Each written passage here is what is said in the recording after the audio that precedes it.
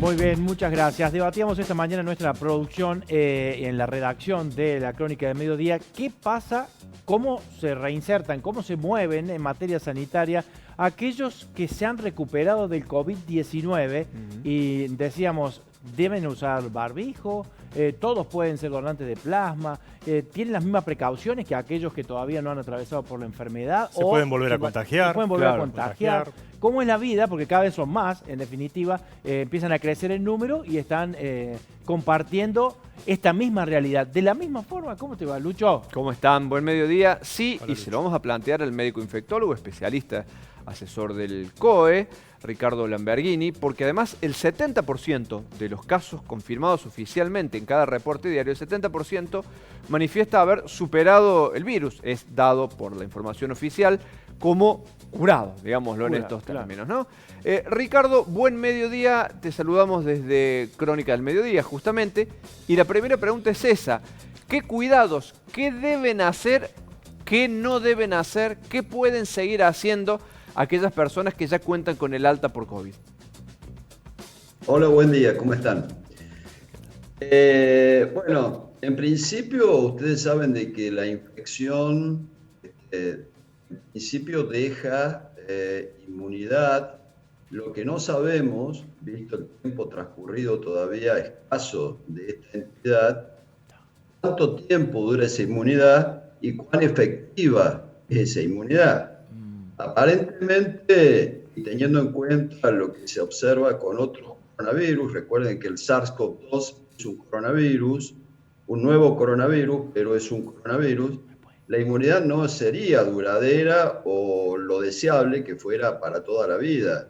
Y es probable que sea de escasa duración, al menos de escasa duración, la respuesta inmunológica que prestan los anticuerpos. Ustedes saben que la inmunidad básicamente está centrada en dos elementos: la generación de anticuerpos dirigidos contra el agente infeccioso, hay anticuerpos de memoria, y hay células que se llaman inmunidad celular. La primera es inmunidad humoral, y hay células que se llaman inmunidad celular, básicamente linfocitos, que también contribuyen a la respuesta defensiva ante un nuevo ingreso del agente de la enfermedad.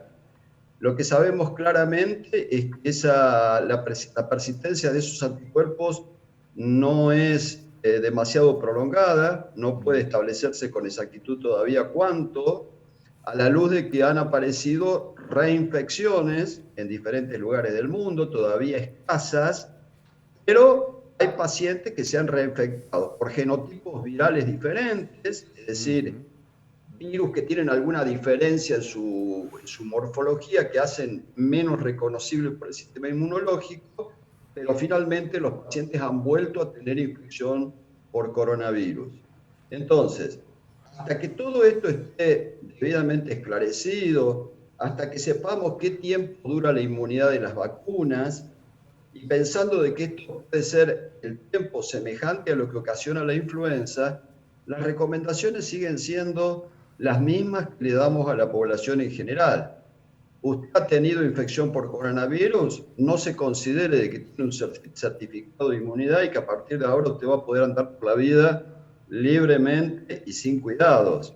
Usted deberá seguir teniendo las 3 o 4 premisas básicas, que es el uso del tapabocas, el distanciamiento social, la higiene de las manos con alcohol gel, la limpieza de las superficies que lo rodean, el no permanecer en espacios cerrados demasiado tiempo. Todas estas son medidas de prevención esenciales para los no infectados y para los que ya sufrieron la infección hasta que llegue la vacuna. Ricardo, se habla desde los inicios mismos de la pandemia, o de que la OMS definiera como pandemia el coronavirus allá por marzo, se habla de la inmunidad de rebaño.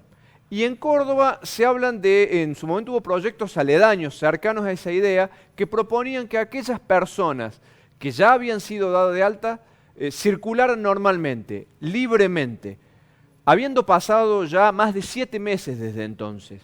¿Cuán aconsejable o cuán desaconsejable resulta mantener estas ideas, como por ejemplo la inmunidad del rebaño?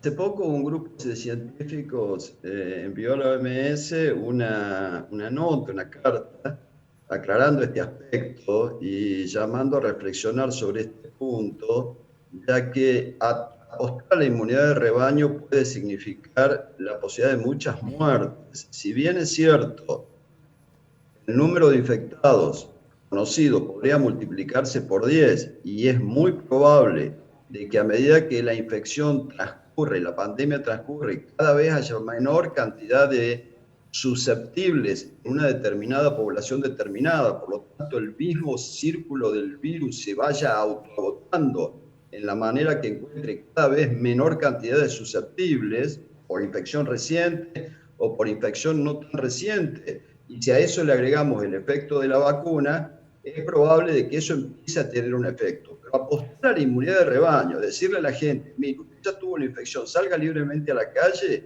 existe la posibilidad de exponer a un montón de gente a complicaciones severas, sobre todo los mayores y aquellos que tienen comorbilidades, a muertes que son evitables. Por lo tanto, la conducta más segura sigue siendo el protegernos con las medidas conocidas de eficacia probada para interrumpir la transmisión de este virus de transmisión respiratoria. Pero déjame que te diga una cosita más, que estamos hablando del post-COVID. Quisiera llamar la atención sobre hasta un 10% de la población, una vez superada la infección, puede quedar con un cuadro residual de enfermedad post-COVID que puede traer dificultades importantes. Con esto no se pretende alarmar a nadie, pero sí se pretende poner un acento mayor en la intención de que todos tratemos de prevenir la infección, ¿no es cierto? El síndrome post-COVID se caracteriza por complicaciones algunas severas, fenómenos de tromboembolia, infarto agudo miocardio, etcétera, y otras como un síndrome de fatiga crónica, una niebla mental, una incapacidad del individuo para concentrarse debidamente, intensos dolores musculares y articulares, dificultades para recuperar las tareas habituales, etcétera, etcétera. Esto empezamos a verlo cada vez con más frecuencia, pacientes que han estado infectados en forma aguda y se presentan a la consulta con manifestaciones de este tipo, son atribuibles a la infección aguda. Todavía desconocemos cuál es el mecanismo exacto que lo genera, suponemos que existen fenómenos inmunológicos a la base, pero la gente debería también considerar que esto no es simplemente un resfriado o una gripe, como parecerían ser los cuidados de algunas personas, y el temor que le tienen a la enfermedad, para que todos refuercen el cuidado, la prevención y tratar de evitar en ellos y en los terceros la diseminación de este cuadro. Muy bien, Ricardo, le quería preguntar brevemente para que nos dé una reflexión respecto de lo que se activa hoy en la República Argentina, que son los vuelos, ¿no? Bueno, todos estos pasajeros que van a estar dentro de una cabina de un avión y posteriormente también en los ómnibus. ¿Le parece que las medidas que se han tomado son las correctas? ¿Se prevendrá la posibilidad de algún contagio en esta instancia?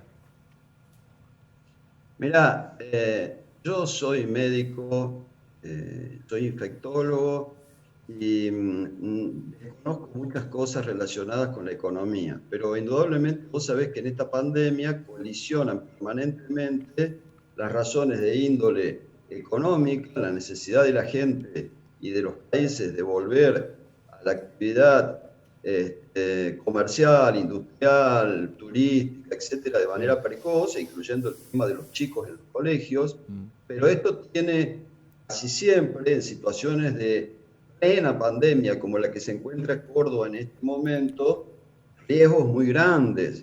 Vos sabés que este es un virus que se aprovecha de la acumulación de personas. Y los protocolos, que son excelentes, cuando vos los lees y están escritos de una manera impecable, hay que hacerlo cumplir, tener capacidad de policía para supervisar el cumplimiento estricto de los protocolos.